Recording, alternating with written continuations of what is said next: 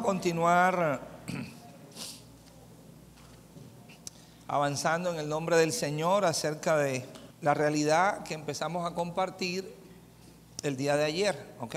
¿Se acuerdan del título que les di? La realidad de estar en Cristo, amén. La realidad de estar en Cristo. Es fundamental entender este principio, entender esta verdad, ¿ok? Y caminar conforme a su verdad, ¿ok? A esta verdad que está establecida en el Señor. El Señor siempre si se puede decir, tiene mejor muchas formas o maneras, ¿ok?, de llamar la atención de nuestro corazón para dirigir nuestro corazón a la persona de su Hijo, ¿ok? La razón, bueno, porque Cristo es la vida, ¿ok? Y no solamente es la vida, es nuestra vida, ¿ok? Y el deseo del Señor es que también nosotros podamos cada día, continuamente, conocerle, ¿ok? Sabemos que por principio divino, Dios no puede ser conocido a menos que Él mismo se dé a conocer, ¿ok? Dios solamente se puede conocer a través de la revelación de su verdad o de acuerdo a la revelación de sí mismo, ¿ok? El hombre no tiene capacidad propia para conocer a Dios, ¿ok? Y el apóstol nos da testimonio, el apóstol Pablo da testimonio de esto que les acabo de decir. Por ejemplo, ahí en Primera de Corintios, capítulo número 2, dice, por ejemplo, en el verso 14, el hombre natural no percibe las cosas que son del Espíritu de Dios. ¿Por qué? Porque para él son locura, ¿okay? No puede percibirlas. Para él son locura. Y no las puede entender porque se han de discernir, ¿qué? Espiritualmente, ¿okay? Y para poder discernirlas espiritualmente necesitamos la intervención de su espíritu. Y esa es la razón por la cual en el versículo 12, mire cómo escribe el apóstol Pablo bajo la guía o la iluminación del Espíritu. Ahí mismo, 1 Corintios 2:12 dice, y nosotros no hemos recibido, ¿qué? El espíritu del mundo, sino el espíritu que proviene de Dios. ¿Para qué? Para que sepamos lo que Dios nos ha. O sea que la única manera de nosotros saber lo que Dios nos ha concedido es por medio de ¿quién? De su Espíritu, ¿ok? ¿Y qué nos ha concedido el Señor? Realmente podríamos hablar de muchas cosas, pero la realidad es que lo que el Padre nos ha concedido es a su Hijo. Y en su Hijo tenemos absolutamente que todas las cosas, porque como hemos dicho, en Él, en el Hijo, habita corporalmente que toda la plenitud de la deidad. Él es el misterio del Padre que está siendo revelado a nuestros corazones. Y en Él están escondidos todos los tesoros, no dice algunos tesoros, sino todos los tesoros de ¿qué? De la sabiduría y del conocimiento, ¿ok? Además, el evangelio que es de Cristo se identifica como el evangelio de las inescrutables riquezas ¿de quién? De Él, ¿ok? Entonces, a quien Dios nos ha concedido es a su Hijo. Lo que necesitamos cada día es que este Hijo sea ¿qué? Revelado en nuestros corazones. ¿Quién lo revela? El Padre. Al Padre le ha placido revelar a su Hijo en nosotros. Gálatas capítulo 1, vamos a buscarlo. El apóstol Pablo nos deja ver eso por el entendimiento que viene del Espíritu. Él dice así, Gálatas 1, verso 15, pero cuando agradó a Dios que me apartó desde el vientre de mi madre y me llamó por su gracia, revelar a su Hijo, ¿dónde? En mí. Cristo solamente puede ser revelado donde Cristo está presente. ¿Okay? Eso es un principio. Cristo solamente puede ser revelado donde Cristo, ¿qué? Está presente. Por eso Pablo dice, cuando agradó a Dios revelar a su Hijo, ¿dónde? En mí. ¿Dónde está Cristo? En mí, dice Pablo. Para el caso suyo y mío, Cristo está en nosotros. ¿Ok? Entonces tiene que ser revelado donde Él está, ¿qué? Presente. Si Cristo no es revelado donde Él está presente, entonces aunque está presente, no se es consciente, ¿ok?, de aquel que está, ¿qué?, presente, y se puede vivir en una perspectiva total y completamente alejada y desconocida de una realidad que ya está. No es que va a estar, sino que ya está. ¿Okay? Pero como el Señor desea y quiere que conozcamos a su Hijo, esa es la razón por la cual Él revela a su Hijo en nuestros corazones. ¿Okay? Él lo afirma aquí en Gálatas capítulo 1, versículo 11, y dice: mas os hago saber, hermanos, que el evangelio anunciado por mí no es según hombre, pues yo ni lo recibí ni lo aprendí. ¿De qué? De hombre alguno. O sea, que quien enseña el evangelio, quien enseña el evangelio es ¿quién? Dios mismo, Cristo mismo, el Espíritu de Cristo. ¿Okay? Es quien enseña o quien revela el evangelio. ¿Okay? Sino, dice él, por revelación de Jesucristo. Y anoche veíamos como en Mateo capítulo 11, versículo 27, el mismo Señor hace referencia a esta realidad y dice: todas las cosas me son enseñadas por mi Padre, o todas las cosas me han sido dadas, mejor, por mi Padre. Por eso el Hijo es el heredero absoluto ¿de qué? De todas las cosas. ¿Ok? Y dijo también: nadie conoce al Hijo sino el Padre. ¿Quién conoce al Hijo? El Padre. ¿Quién puede revelar al Hijo? El que lo conoce. El que conoce al Hijo es el Padre. Por tanto, ¿quién puede revelar al Hijo? El Padre, que es el único que lo conoce. Y nadie, dice, conoce al Padre sino el Hijo y aquel a quien el Hijo lo quiera, ¿qué? Lo quiera revelar. Entonces, bajo ese principio entendemos, ¿ok?, que a Dios le place revelar a su Hijo en nosotros. Dios no quiere que ninguno de sus hijos permanezca en ignorancia. ¿Okay? La palabra profética que se habló, se dijo fue: mi pueblo pereció porque le faltó ¿qué? Conocimiento. Pero no un conocimiento teórico, no un conocimiento externo, no un conocimiento escritural, sino el conocimiento que procede y proviene de Dios. Los apóstoles llamaron a ese conocimiento epignosis, ¿ok? Donde epi implica la parte más alta, superior, y gnosis, conocimiento. El conocimiento más alto, el conocimiento que viene de arriba, el conocimiento que solamente procede de Dios, el conocimiento que Dios revela, ¿ok? Que Dios muestra, que Dios enseña. ¿Quién es la fuente de ese conocimiento? Dios mismo, no es el hombre, sino que Dios mismo. Entonces, Dios solamente puede revelar ¿qué? Su conocimiento, porque Dios no quiere que su pueblo esté viviendo, ¿ok?, bajo un nivel de expectativas que no tiene nada que ver con la realidad que está en Cristo. Dios quiere que su pueblo viva en el entendimiento y en la comprensión que está en Cristo Jesús. Por eso Pablo dijo: tenemos la mente ¿de qué? De Cristo. ¿Ok?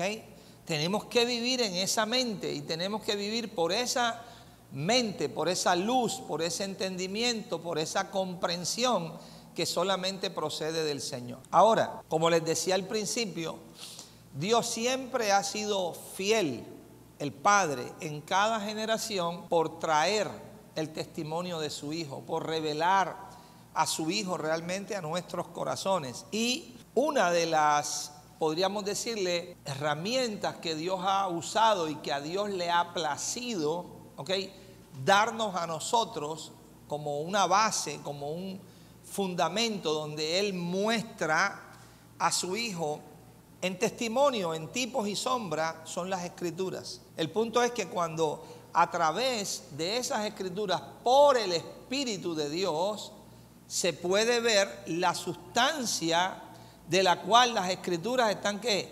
Testificando. ¿Okay? Dicho de otra manera, las Escrituras ¿de quién hablan? ¿De quién testifican? De Cristo. Pero todas las Escrituras, desde Génesis hasta Malaquías, todas las Escrituras dan testimonio ¿de quién? De Él. Vamos a mirarlo por un instante aquí. Lucas, Evangelio de Lucas, capítulo 24, versículo 44. Y les dijo, estas son las palabras que os hablé, estando aún con ustedes, que era necesario que se cumpliese. ¿Que se cumpliese qué? Todo lo que está ¿qué? Escrito de mí. ¿En dónde? En la ley de Moisés, en los profetas y en qué más. Cuando habla de la ley de Moisés, ¿a qué se refiere? Al Pentateuco. ¿Ok? Todo lo que está escrito allí. ¿Ok? Dios dio la ley a su pueblo. ¿Por medio de quién? De Moisés. Eran 613 mandamientos y leyes ceremoniales que estaban establecidas. Fiestas, ofrendas, sacrificios. ¿Ok? Muchísimas cosas que habían allí contenidas. Pero detrás de cada una de esas cosas se estaba testificando acerca del Hijo de Dios. La ley es un testimonio, ¿ok? Escrito acerca de quién? De Cristo. Por eso Pablo dice, la ley es justa, la ley es santa y la ley es ¿qué? Buena. ¿En qué sentido es justa, santa y buena? Porque está testificando de aquel que es el justo, el santo y el bueno. Solamente hay uno justo. ¿Quién es? El Señor, ¿ok?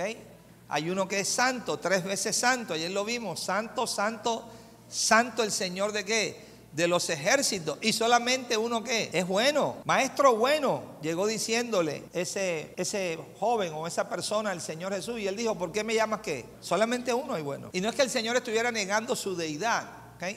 Lo que quería era enseñarle a esa persona que no se le puede llamar bueno a cualquiera, porque solamente hay uno solo que es bueno. ¿Y es quién?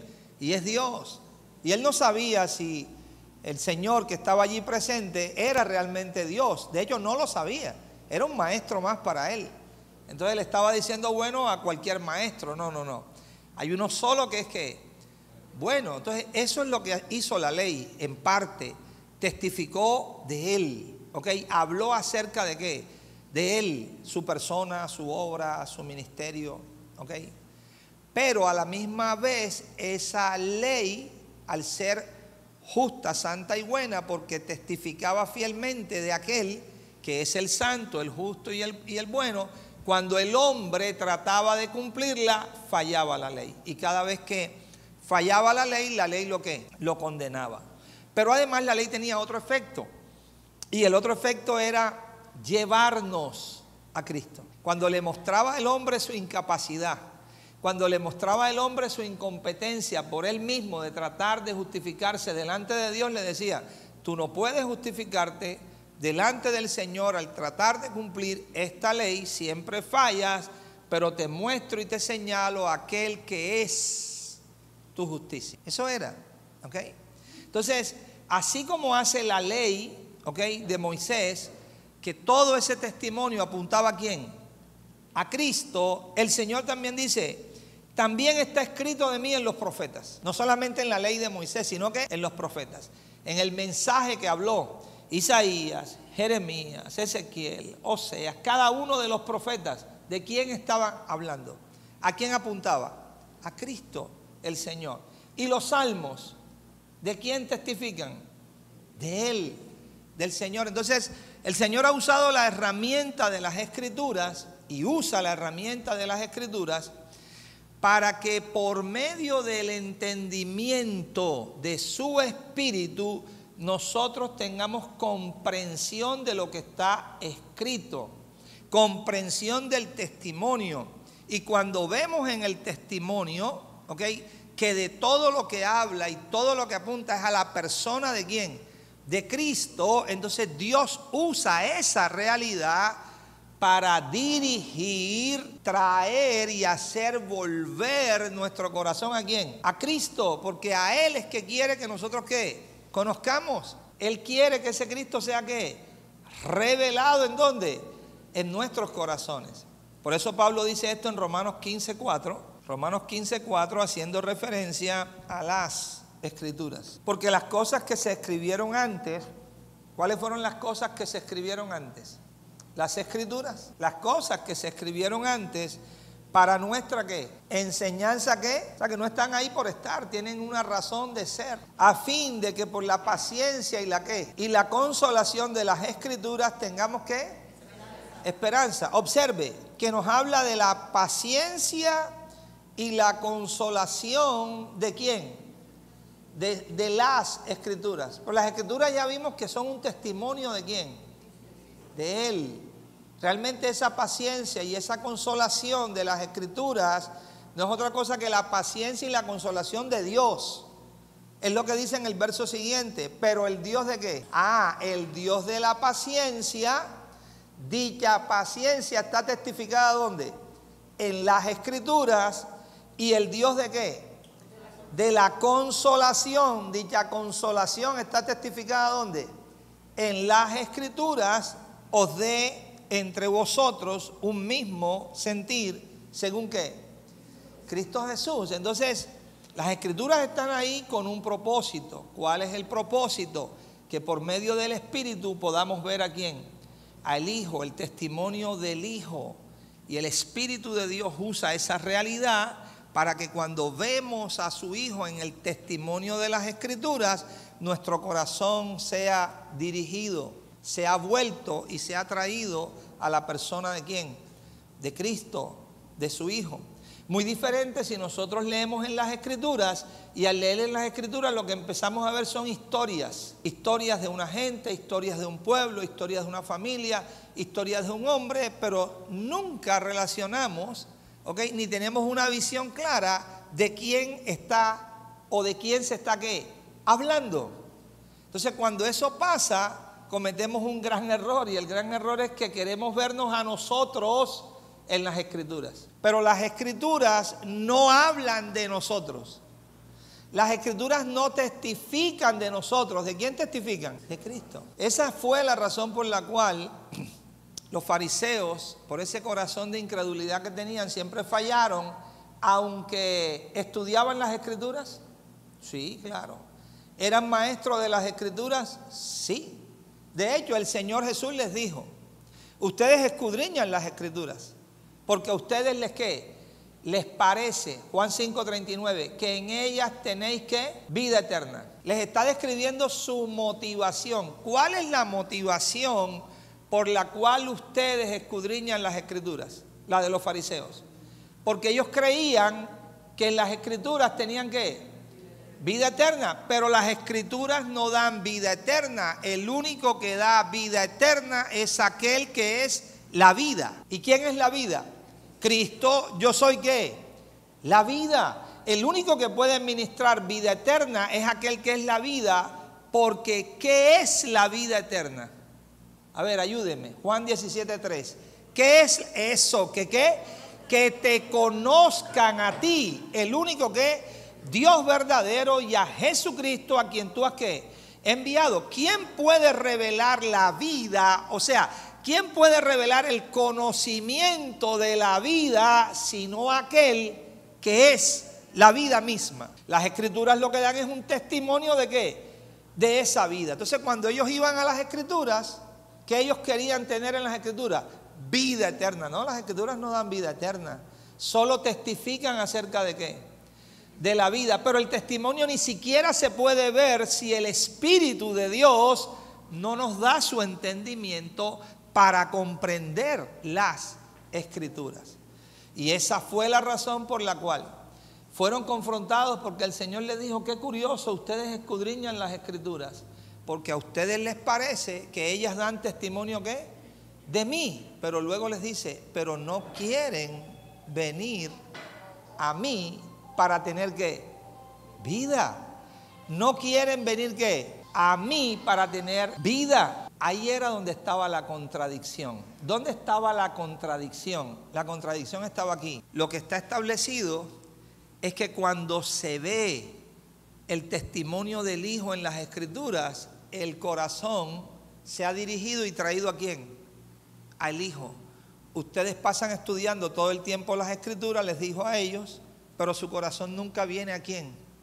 Al Hijo. De hecho, tienen al Hijo delante de sus caras y ustedes no lo que, ni siquiera lo reconocen. Por eso en varias ocasiones les dijo, erráis, no comprenden que las Escrituras, porque para comprender las Escrituras, ¿qué se necesita? El entendimiento del Espíritu del Señor. Y las Escrituras, mis amados, nos establecen por el testimonio de Cristo esto que hemos estado hablando. El Señor llena toda la tierra. El Señor llena toda la tierra. Él es el Dios que llena el cielo y es el Dios que llena ¿qué? La tierra. Entonces, miren estos testimonios. Génesis 1, 26 al 28. ¿Ok? Todos estos son testimonios escriturales. ¿Ok? Pero que están presentando, mostrando una realidad espiritual. Entonces dijo Dios, hagamos al hombre a nuestra imagen, conforme a nuestra semejanza. Señoree en los peces del mar, en las aves de los cielos, en las bestias, en toda la tierra y en todo animal que se arrastra ¿qué? Sobre la tierra. Observen, no fue señoreen sobre alguna parte de la tierra, señoreen sobre toda la tierra. Al hombre se le entrega un señorío, se le entrega un reino, un gobierno que se le ha ¿qué? Dado. ¿Ok? El hombre no lo recibió solo o se lo sacó debajo de su manga, no. A él le fue ¿qué? Otorgado, le fue concedido ese reino, ese señorío. ¿Ok? Y luego dice que Dios creó al hombre a su imagen, a imagen de Dios lo creó, varón y hembra. Y el 28 dice, y los bendijo Dios y les dijo, ¿qué les dijo? Fructificad y multiplicaos, llenad, ¿qué? ¿Quería Dios que la tierra quedara a medias o que quedara llena completamente? Que la tierra quedara llena completamente. Hizo juzgarla y señoread en los peces del mar, en las aves de los cielos y en todas las bestias que se mueven sobre ¿qué? Este es un testimonio que las Escrituras nos dan. ¿Por qué razón? Mis amados, el primer Adán era figura del postrer Adán. El primer Adán era figura del que había de venir. Pablo lo dice, vamos a verlo, Romanos capítulo 5, versículo número 14. No obstante, reinó la muerte desde Adán hasta Moisés, aún en los que no pecaron a la manera de la transgresión de Adán, el cual es figura del que había. ¿Quién había de venir? Cristo, el que había de venir. ¿Ok? Entonces, este Adán era figura ¿de quién? De Cristo. ¿Qué mostraba el testimonio? Que Dios creó a este primer hombre llamado ¿qué? Adán, para que él señoreara ¿qué? Toda la tierra, absolutamente, ¿ok? Y llenara la tierra de la gloria ¿de quién? De Dios, completa. Pero este primer Adán es figura ¿de quién? De Cristo. ¿Quién mora hoy en nuestros corazones? Cristo. Y como Él mora en nuestros corazones, llena completamente ¿qué? Toda la tierra de nuestro ¿qué? Corazón. Ese es el testimonio que da la Escritura. ¿Ok? Otro testimonio que da la Escritura lo tenemos en Noé, porque Adán fue tipo de Cristo, Noé también. Génesis capítulo 9. Génesis capítulo número 9. Siempre el punto es, cuando estamos desarrollando en las Escrituras, ¿okay? Nuestra lectura, nuestra meditación, nuestras consideraciones, siempre, si el entendimiento viene de Dios, te tiene que llevar a su Hijo. No te puede llevar a algo aparte de su Hijo. Te tiene que llevar ¿a quién? A su Hijo, porque de quien está hablando es de quién, de su Hijo. Capítulo 9 de Génesis, bendijo Dios a Noé y a sus hijos y les dijo que fructificad y multiplicaos y qué, y llenad la tierra. ¿Era la primera vez que Dios decía esto o ya Dios lo había dicho? ¿A quién se lo había dicho? Pero es el mismo principio. Dios quiere una fructificación, Dios quiere una multiplicación y Dios quiere que toda la tierra sea ¿qué? Llena completamente. ¿Quién es el único que puede hacer eso? Cristo. Por eso este hombre Noé era un tipo de ¿qué? De Cristo. Si lo buscamos ahí en Génesis capítulo 6, simplemente para ver algunas características, ¿ok? De este Noé tipo de Cristo, dice en el verso 8, pero Noé halló gracia ante los ojos ¿de quién? De Jehová. Vamos a mirar el Salmo 45, Salmo 45, versículo 2. Vamos a leer desde el 1. Rebosa mi corazón palabra buena, dirijo al rey mi canto, mi lengua es pluma de escribiente muy ligero. Eres el más hermoso de los hijos de los hombres. ¿De quién está hablando? No de nosotros. ¿De quién está hablando? De Cristo. Eres el más hermoso de los hijos de los hombres. La gracia se derramó en tus labios. Por tanto, Dios te ha bendecido, ¿para qué? Para siempre. Ciñe tu espada sobre el muslo, oh valiente, con tu gloria y con tu majestad. En tu gloria sé prosperado. Cabalga sobre palabra de verdad, de humildad y de justicia. ¿Okay? La gracia de Dios está en ¿quién? En Cristo mismo. Él es la fuente de gracia y de verdad. Y de su plenitud tomamos todos. ¿Qué tomamos? Gracia sobre qué? Sobre gracia. ¿Okay? Este Noé halló ¿qué? Gracia delante de Dios. Es un tipo de Cristo. Ahora, los personajes en el Antiguo Testamento que son tipos de Cristo, son tipos de Cristo en algunos aspectos que Dios los usó como testimonio. ¿Okay? No vaya a buscar ahora toda la vida de Noé, de donde empieza hasta el final, usted queriendo buscar una exactitud con Cristo, porque no lo va a encontrar. Porque todos fallaron. El único que no falló fue ¿quién? El Señor. Pero algo de la vida o del vivir de ellos, Dios lo usó como un testimonio ¿de quién? Del Hijo. ¿Ok? El Hijo a quien el Padre dice, este es mi Hijo amado en quien tengo ¿qué? Complacencia. En el versículo 9 dice, estas son las generaciones ¿de quién? De Noé. Estoy en Génesis 6, 9. Noé, varón ¿qué? Justo. Noé, varón ¿qué? Justo. Era perfecto. ¿En qué? En sus generaciones. Con Dios caminó ¿qué? Tipo de Cristo. ¿Quién es el único justo? El Señor. Mire Romanos 3:26 para que lo veamos. El Señor. Romanos capítulo 3, versículo 26. Sí, Romanos 3:26.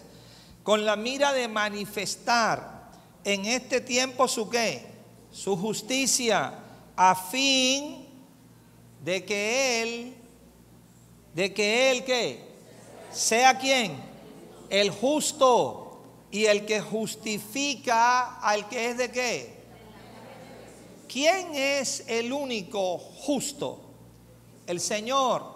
Y nosotros somos justificados en el justo. Nadie es justificado por mérito propio. Nadie es justificado por obra propia. Nadie es justificado por sacrificio propio. No, aquí hay un justo y ese justo justifica a todo aquel que es de la fe de Jesús. ¿Ok?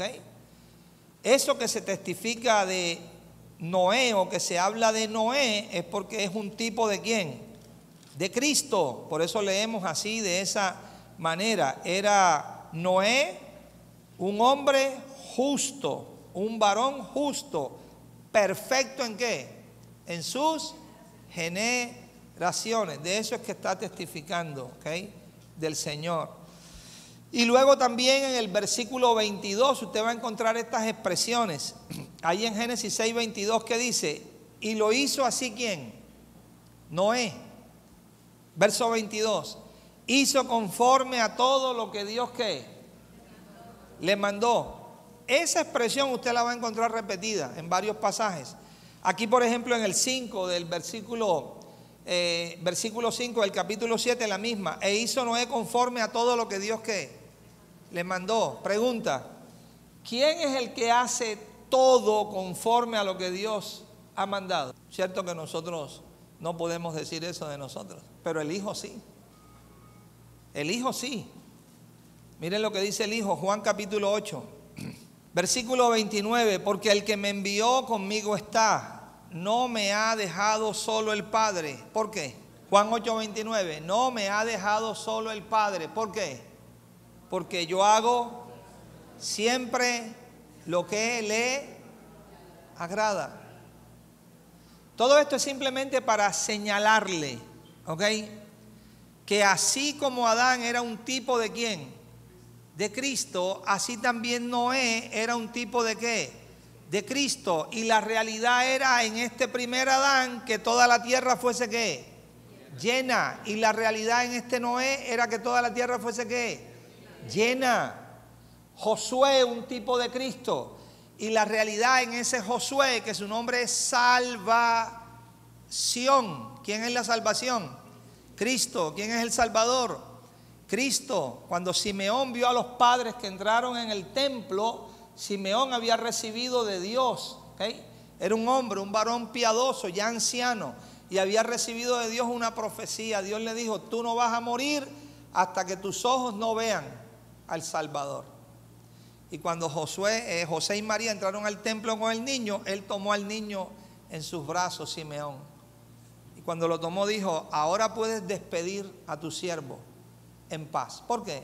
Porque han visto mis ojos tu salvación. Josué es la salvación. Ese es lo que significa su nombre. ¿Tipo de quién? De Cristo. Bueno, mira lo que dice el testimonio, ¿ok? Acerca de Josué. Josué capítulo 11.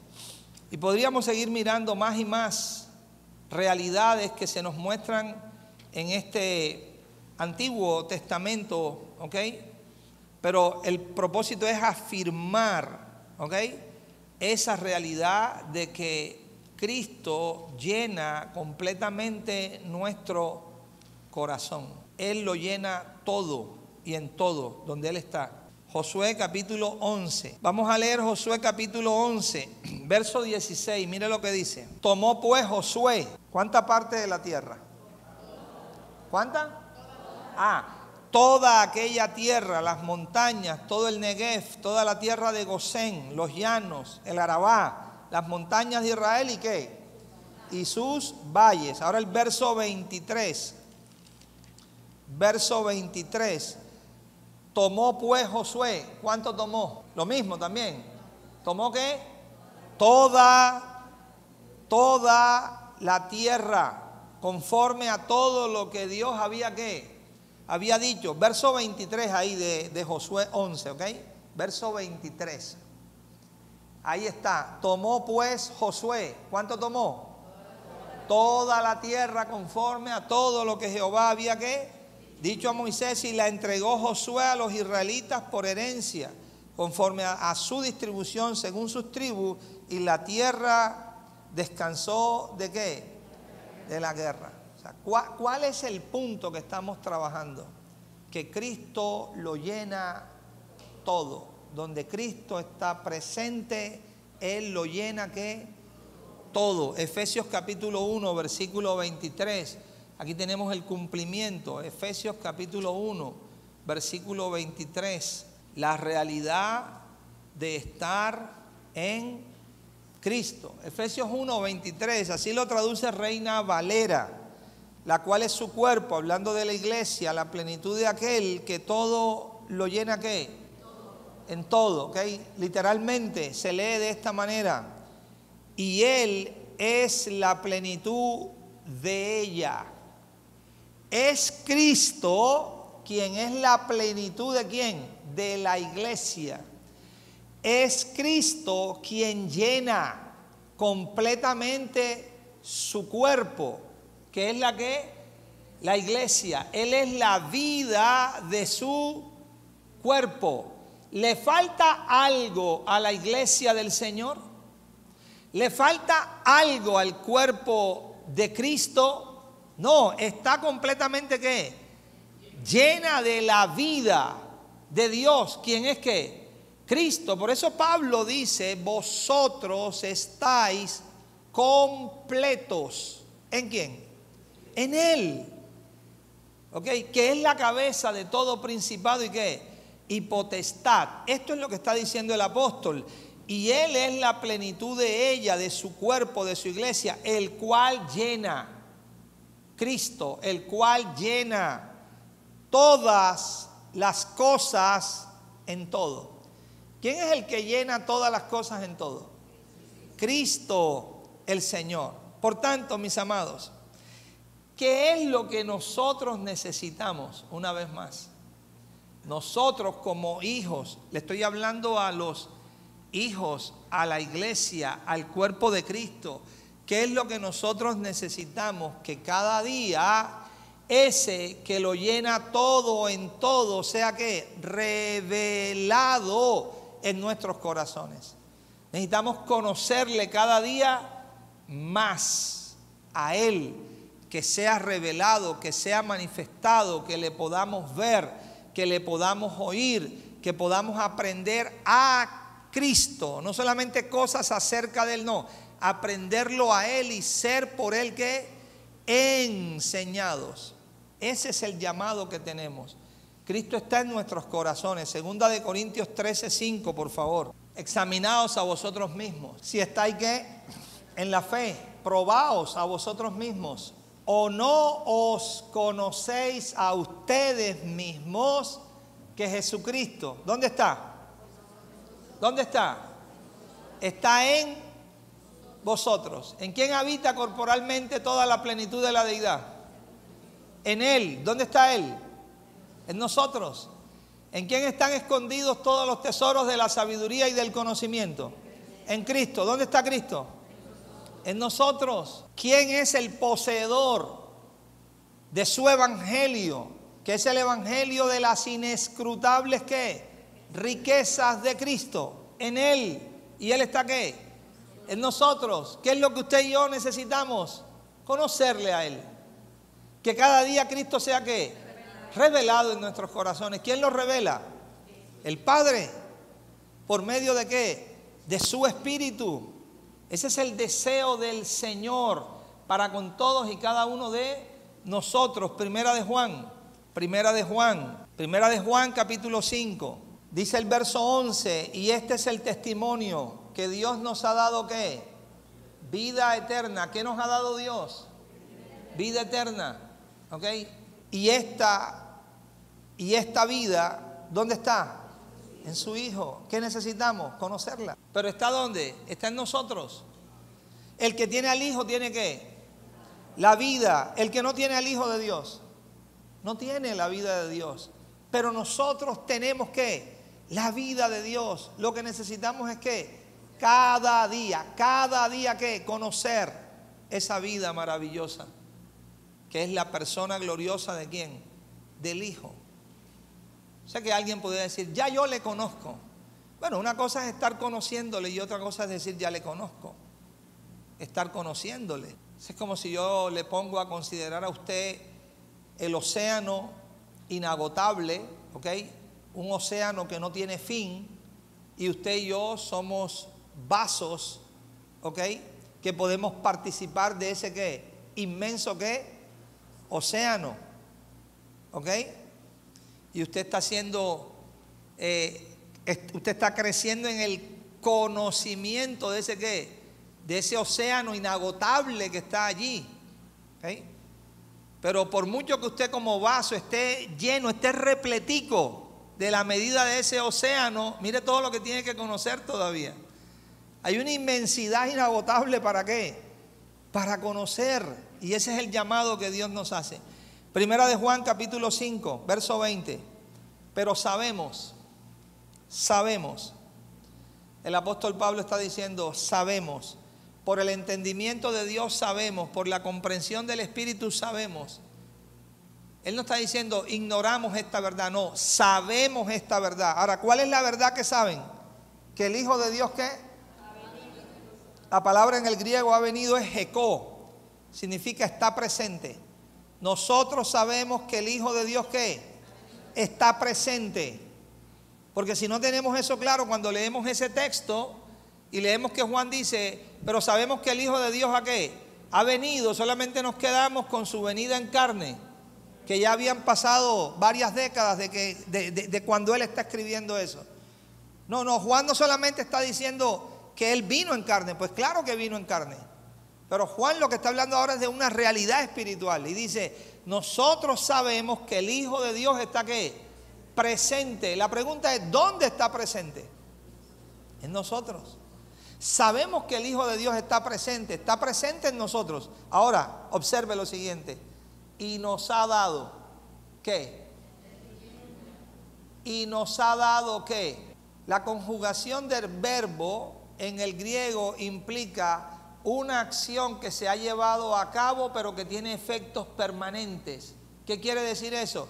Que cuando Juan dice, sabemos que el Hijo de Dios está presente y nos ha dado, ¿qué? Entendimiento, es que nos ha dado entendimiento y nos sigue dando entendimiento. No es un efecto que caducó, no, es un efecto que sigue ¿qué? Presente, continuo. Sabemos que el Hijo de Dios está presente y nos da ¿qué? Entendimiento. Ahora, mis amados, ¿para qué nos da entendimiento? Ahí dice, ¿para qué nos da entendimiento? ¿Para qué?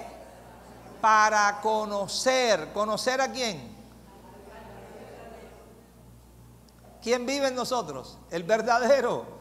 Pero Él mismo nos da entendimiento, ¿para qué? Para conocerlo a Él. Y nos da entendimiento para conocer al que es verdadero. Y estamos.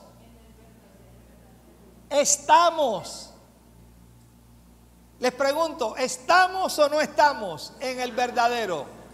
Estamos en el verdadero, estamos en Cristo. Nuestro caminar ahora es cada día conocer a aquel en quien estamos. Conocerlo a Él.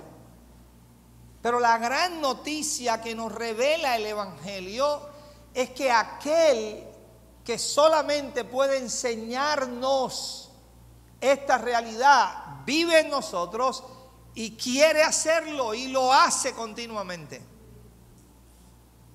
Nuestro corazón simplemente debe estar en esa posición cada día de ¿qué? De expectativa por conocerle a Él. Cada día su corazón y el mío debe estar en expectativa. Señor, hoy es un nuevo día, nos has dado una nueva oportunidad de estar aquí presente en la faz de esta tierra, pero el propósito es que hoy una vez más te podamos ¿qué? Conocer un poco más, te podamos ver un poco más, que tú reveles a tu Hijo ¿dónde? En nuestros corazones, para caminar en tu verdad, para caminar en tu realidad, no en la nuestra. Mis amados, la nuestra es una realidad que los ojos naturales, los oídos naturales, los sentidos naturales nos evidencian. Para el hombre, lo externo es lo real. Lo que se ve es lo que es lo real. Para Dios no. Para Dios lo real es lo que no se ve. Las cosas eternas que no se ven, pero son que reales en Dios. Son tan reales en Dios que las cosas que hoy existen, mis amados, las cosas que hoy existen fueron hechas de las que no se veían. Las cosas que hoy se ven fueron hechas de las que no se veían. Esa es la realidad a la que nosotros estamos llamados. ¿En quién? En el Señor. Estamos en el verdadero, en su Hijo, ¿qué? Jesucristo. Esa es nuestra realidad. Nadie puede movernos de esa realidad. Nadie puede movernos de esa realidad. Nosotros estamos en Cristo. ¿Quién nos estableció allí? Cristo mismo. No nos establecimos nosotros. Cristo mismo nos estableció que en Él. Por eso, a lo largo del Nuevo Testamento, si usted y yo nos pusiéramos a hacer el ejercicio desde que empiezan las epístolas a subrayar estas expresiones: en Él, en Cristo, en Jesús, en Cristo Jesús, en Jesucristo, en el amado, usted se va a sorprender. Más de 200 veces va a encontrar esas expresiones a lo largo del Nuevo Testamento. ¿Por qué? Porque es la realidad de Dios en donde nosotros estamos. ¿En quién estamos? En Cristo. Y ahí en esa realidad es donde debemos que vivir cada día. ¿Okay? Pero nadie puede vivir en lo que no conoce. Nadie puede vivir en lo que no conoce. ¿Okay? Este es el verdadero Dios y la vida eterna. Este es el verdadero Dios y la vida eterna. Vamos a Oseas, el libro del profeta Oseas. Vamos ahí. Libro del profeta Oseas. Vamos a ubicar el capítulo 6, por favor. Capítulo 6. Recordemos que la profecía de Habacuc, capítulo 2, versículo 14, vemos cómo se está cumpliendo. Ya desde hace muchos años, ¿okay? Viene cumpliéndose esa profecía. Hace 2000 años ya viene cumpliéndose. Toda la tierra será ¿qué? Llena de ¿qué? No de la gloria, sino de ¿qué? Del conocimiento de la gloria de Dios, como las aguas cubren ¿qué? Cubren la mar. Y Pablo por el Espíritu afirma esta verdad. Y en 2 Corintios 4:6 que dice: el mismo Dios que mandó que de las tinieblas ¿qué? Resplandeciese la luz, es el que resplandeció. ¿En dónde resplandeció? En nuestros corazones. ¿Para qué resplandeció en nuestros corazones? Para iluminarnos. ¿Qué es lo que nos ilumina? El conocimiento de la gloria de Dios. ¿Qué es lo que nos ilumina? El conocimiento de la gloria de Dios. Todo nuestro corazón, una vez más, está lleno de ¿qué? De la gloria de Dios, cuya gloria es ¿quién? Cristo. Y ahora Él mismo alumbra en nosotros para iluminarnos el conocimiento de ¿qué? De Él, de la gloria de Dios. ¿En dónde está esa gloria de Dios? Dice Pablo, 2 Corintios 4:6, en la faz. En la faz, ¿de quién? De Jesucristo. En el rostro, la cara, ¿de quién? De Jesucristo. ¿Okay? Teniendo eso allí en consideración, ahora sí vamos a leer Oseas capítulo 6, por favor. Preste atención en esto, que es sumamente importante. Oseas capítulo 6, versículo 1, ¿ok? Versículo 1 al 3. Venid y volvamos ¿a quién? ¿Cuál era todo el llamado que a lo largo del Antiguo Testamento se estaba haciendo al corazón de los hombres de parte de Dios? Fuese por la ley, fuese por los profetas, ¿ok? Era uno: volver el corazón ¿a quién? A Dios. ¿Por qué razón? Bueno, porque el hombre le había dado la espalda a Dios. ¿Dónde comienza, ok, todo el desastre que el hombre produjo? En Edén, cuando le dio la espalda ¿a quién? A Dios. ¿Ok? El hombre dejó de atender a Dios y empezó a atender a otro ¿qué? Maestro. Por eso Dios le dijo: ¿quién te enseñó a ti que estabas desnudo? Jamás yo te enseñé eso. ¿De dónde vino eso? ¿Quién fue el maestro que te enseñó eso? Porque eso yo nunca te lo enseñé. Entonces el hombre, al darle la espalda a Dios, empezó a caminar en oscuridad, en tinieblas, en ignorancia. ¿Ok? Entonces por eso todo el llamado que se hacía, ¿cuál era? Que el hombre volviera su corazón ¿a quién? A Dios. ¿Okay? ¿Cuál era el mensaje de todos los profetas? en general, arrepentimiento. ¿Qué es arrepentimiento?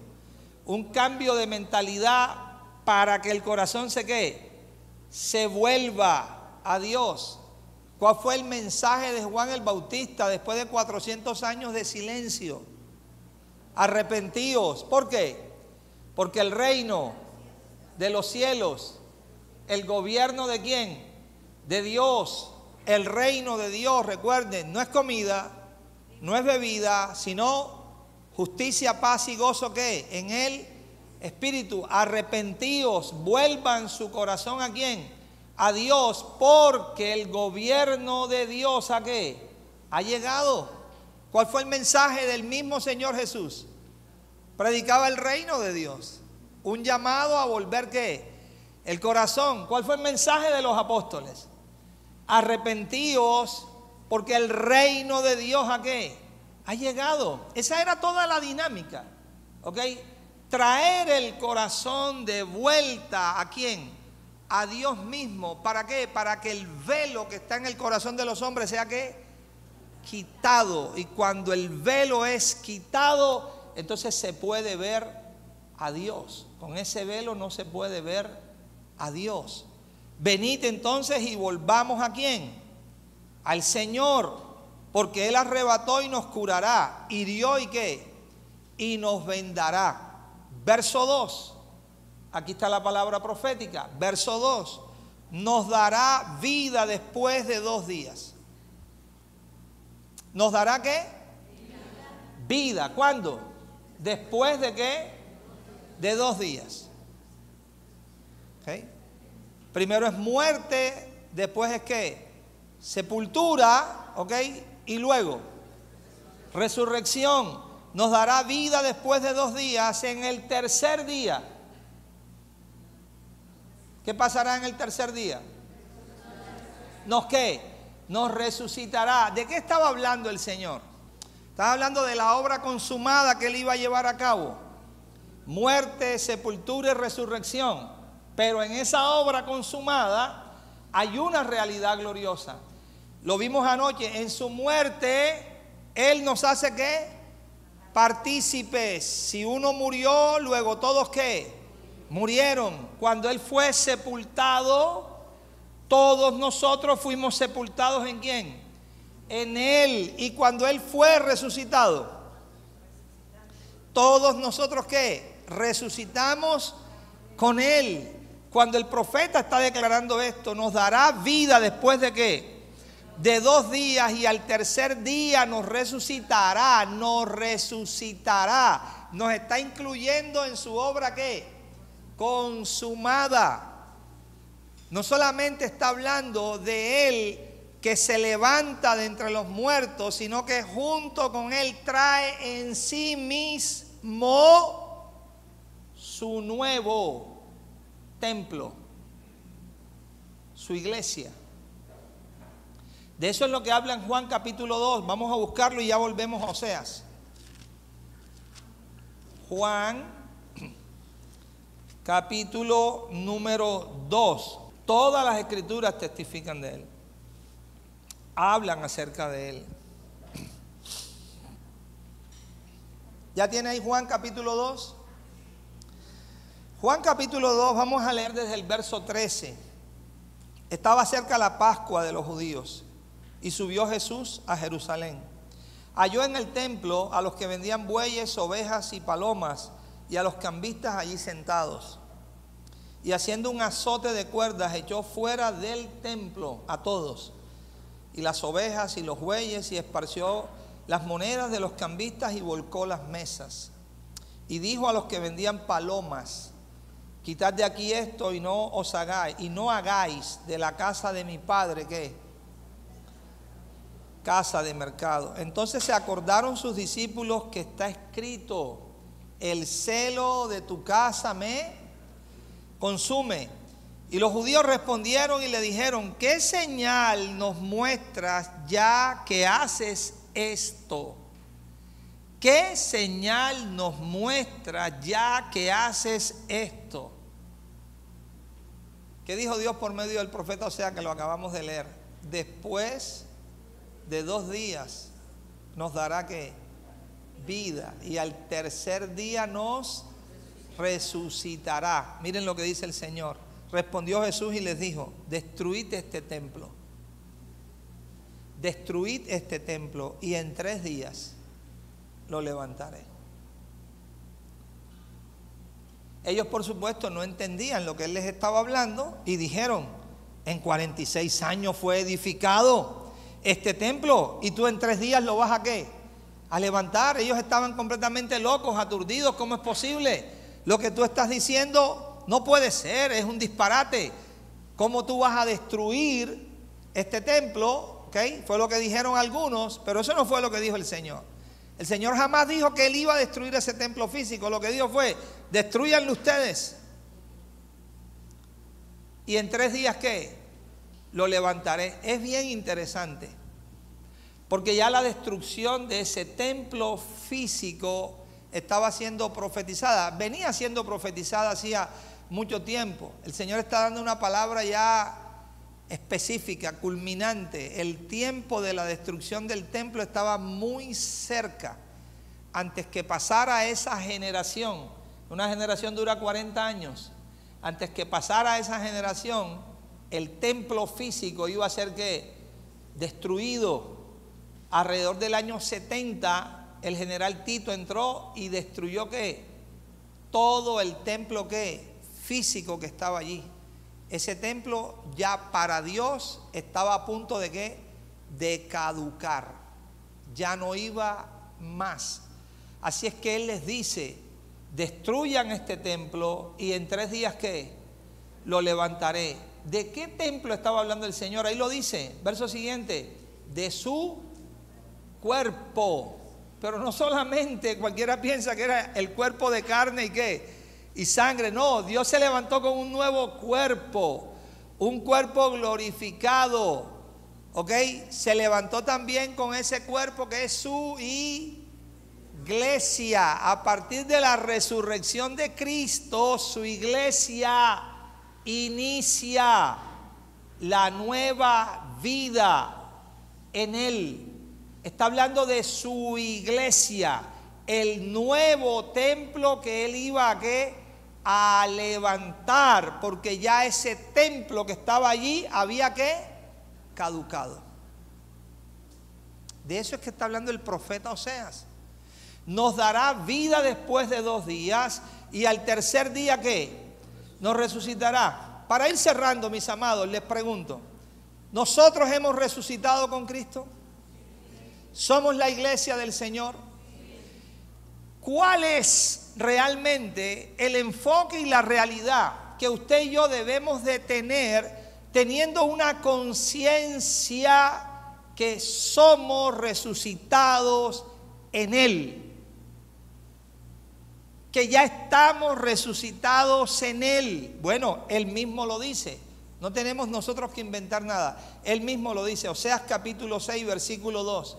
¿Qué dice? ¿Para qué nos da vida después de 2 días? Y al tercer día nos resucita. ¿Para qué? Para que vivamos ¿qué? Delante de Él. La palabra delante que se usa ahí significa rostro, cara, presencia, faz. Somos resucitados en Cristo para andar ante su rostro, ante su cara, ante su realidad, ante su faz, ante su presencia, en una comunión íntima con Él, viéndolo ¿a quién? A Él, y de esa manera ser ¿qué? Transformados. Y nos explica cómo esto se lleva a cabo. Verso 3 de Oseas 6. ¿Qué sigue en el verso 3 de Oseas capítulo 6? ¿Y qué? ¿Y qué? ¿Y qué? Ah, y conoceremos. ¿De qué es que hemos venido hablando? ¿De la necesidad de qué?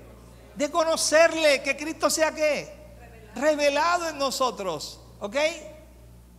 Para eso se nos ha dado vida. Para eso hemos resucitado ¿con quién? Con Cristo, para vivir ante su cara, su rostro, su faz. Eso es lo que dice Pablo. Él viene a nosotros e ilumina en nosotros el conocimiento de la gloria de ¿quién? De Dios, en la faz de ¿quién? De Jesucristo. Y conoceremos, Oseas 6:3, ¿y qué más? Y proseguiremos ¿qué? ¿Proseguiremos qué? En conocer. ¿Sí lo ve? Conocer al Señor. Una y otra ¿qué? Vez. Conocer al Señor. Experimentar la revelación de Cristo. Y conoceremos y proseguiremos en conocer ¿a quién? Al Señor. Esa es la realidad de la cual se nos está ¿qué? Hablando. ¿Ok? Y vendrá. Luego dice, como el alba está dispuesta a su salida, y vendrá a nosotros como la lluvia tardía y la lluvia ¿qué? Temprana. Segunda de Corintios, y ahí terminamos, capítulo 3. Segunda de Corintios, capítulo 3. Esto es de lo que Pablo nos está hablando, esto es de lo que Pablo nos está afirmando. Segunda de Corintios, capítulo 3, verso 18. Por tanto, todos nosotros. ¿Quiénes? Todos nosotros. ¿Mirando cómo? ¿Qué significa cara descubierta? Cara sin velo. Una cara descubierta es una cara sin velo. No está hablando, por supuesto, de la cara física. Está hablando de la cara interna, porque el velo, si usted lee 3 versículos antes, dice que el velo está puesto sobre ¿qué? Sobre el corazón de ellos. Cuando habla de corazón, no está hablando del cardias, del músculo. Está hablando del ser interior del hombre. ¿Ok? Es un velo de entendimiento. Pero cuando se mira a cara descubierta, se está mirando en una cara sin ¿qué? Sin velo. O sea, un corazón sin velo. ¿Ok? ¿Y cuál es el resultado? Se mira a cara descubierta como en un espejo ¿la qué? La gloria del Señor.